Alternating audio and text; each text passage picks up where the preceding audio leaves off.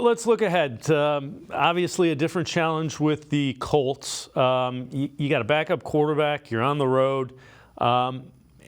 What concerns you about the Colts? What do you expect to see? Well, the biggest thing that concerns me is just the possibility for a letdown. Coming off a huge emotional win like you had against San Francisco, going into a building for a team that, all sakes purposes, you will be favored, you should beat. They have a backup quarterback. That backup quarterback's Gardner Minshew. Sneaky, dangerous quarterback, and they're playing at house money because you're supposed to win. You're supposed to go in there and beat this team. So just the letdown. They've got to be able to keep that intensity up. And that's hard to do week in and week out. And the great teams are able to do that. We need to see the Browns regroup after that big win, put in a solid week of practice. Because if you heard last week, all the players said that last Wednesday's practice was the best practice they had all year. And that gave them the confidence that they could handle anything that was thrown their way.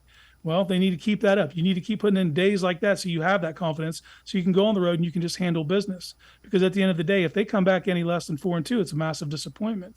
So I would just look for the letdown. Yep, and the other thing is you're going to get probably a heavier dose of Jonathan Taylor. He's one more week into it after the holdout. So be ready for that. Yeah, he's going to be coming downhill. He wanting to prove himself. He's just, like you said, he's just getting his legs back. And with a quarterback like Gardner Minshew, they're not going to try to draw back 40 times unless they're forced to from a game script perspective. So at least early in that game, you're going to get a heavy dose of JT.